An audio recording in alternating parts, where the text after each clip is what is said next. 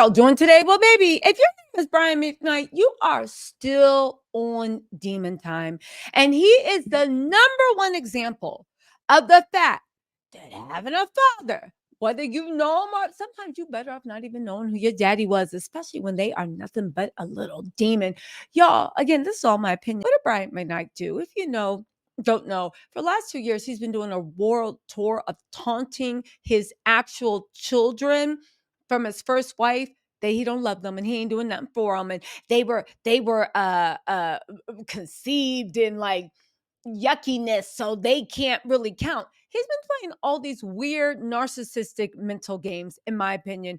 But Brian McKnight has finally jumped the shark. And I hope this is what it takes for everybody to stop supporting him. I screen recorded it.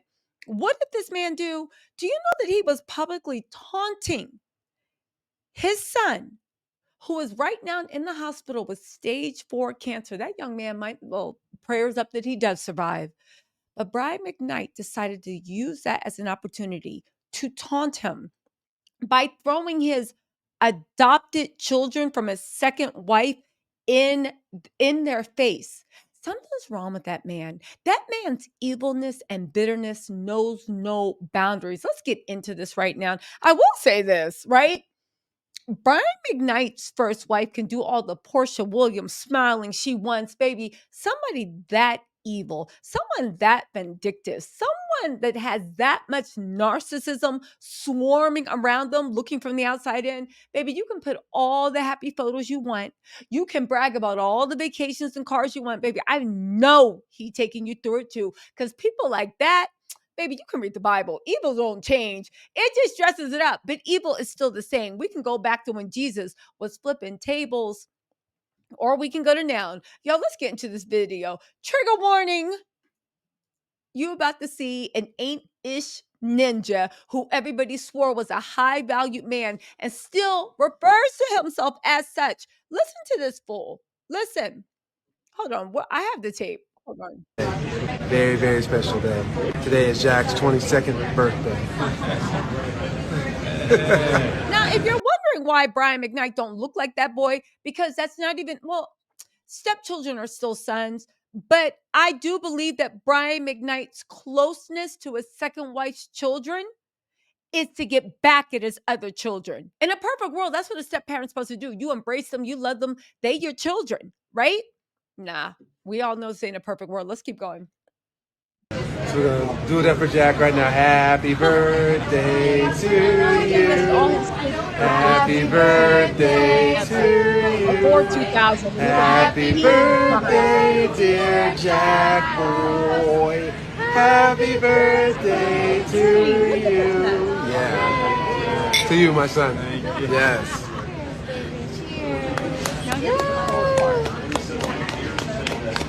And listen, you know what makes me mad? The fact that Brian McKnight's current wife is always co-signing his stuff. I know you can't make a man be a man, but baby, I ain't going to glorify a man acting like a little demon. She has that Khloe Kardashian curse where she's obsessed with making it look like they got the perfect life. You can't have a perfect life. But listen to this.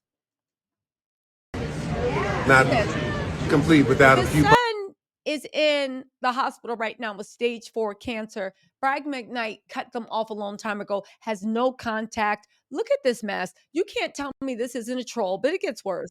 Up to this right here.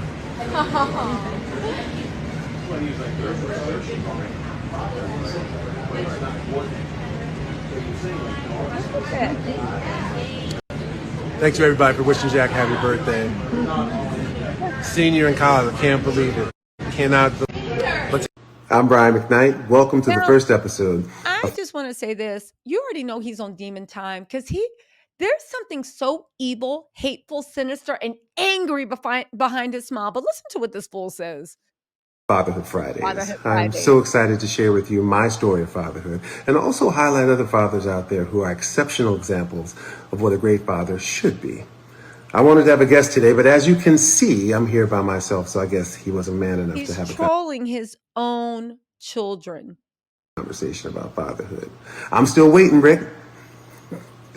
Now, I'm not here to throw any shade on anyone or to live in the past in How much any you want to bet that's all narcissistic lie and there's nobody named Rick? I'm still waiting for you, Rick. Brian McKnight is sick. way. I've addressed all of that. Fatherhood Fridays is about how when you do things the right way, with God on your side, with the person he made for you, the happiness and joy you feel will be greater than anything you could have ever imagined. Again, this isn't the first time he said that his children were conceived the wrong way. And that's why he never wanted to be a father with them, because basically he's trying to say he conceived his children with a demon or something, even though he's a demon. Tell me this don't look like the devil's advocate without lawyers or anything else. This man is Omen, just throwing some horror movie. My wife Leilani and I have been together over a decade and married for almost 7 years. Naturally, I became Julia and Jack's father with the blessing of their biological father, and we became a family. What is a part of her is a part of me also. So what is a part of her is a part of me, but what's a part of you are conceived in evilness. Let me just say something. At the end of the day, he don't believe none of this is she's saying.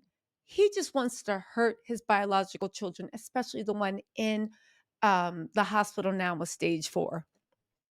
I have my own personal father-daughter and father-son relationships with them, and as their I'm Brian McKnight. Welcome to the privilege of loving them, molding them, guiding them, and nurturing them alongside their mom. And bringing them to adulthood, frankly, has been one of the greatest pleasures of my life. I think he's also punishing them that when it was time for like the divorce, they all agreed with their mom that he was a monster to her. And so he's punishing them for siding with their mom. This man, JBC in the neighborhood talk comments, I'd be in the comments, said his biological son is currently in the hospital battling stage 4 cancer. Keep in mind, right? Moni Slaughter said, "Be quiet. We're focused on your son Niko and his health." Coco PB said, "Trolling your biological children is childish, especially at a time like this. You're doing all that for an audience, forgetting that God is the one truly watching." Let's keep going.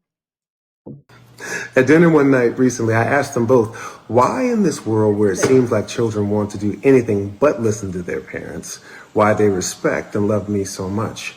I asked them, was it the cars or the trips all over the world, or was it maybe the homes we live in?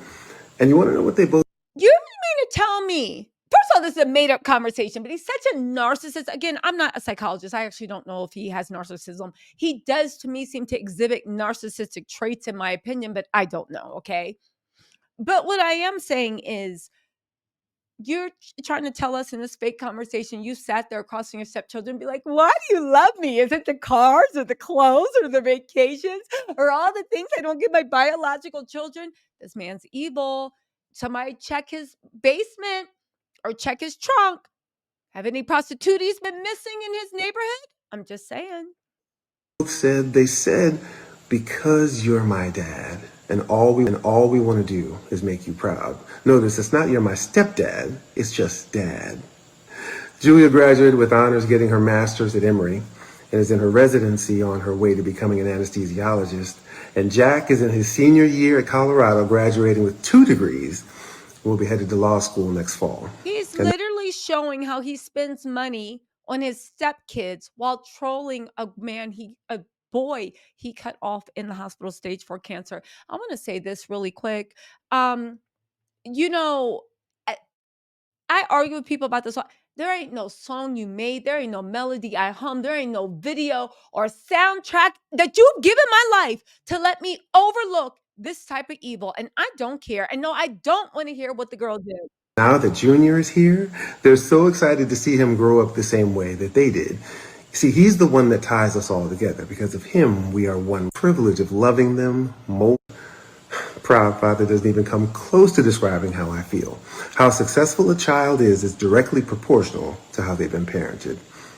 But be clear, even if they didn't have all these accomplishments, I would be proud and grateful simply because they exist, that they came from the woman who I am deeply in love with. Of course her children are my children. They gave me the gift of true fatherhood. They are mine and I am theirs. What we have is symbiotic. They nurture me as much as I nurture them.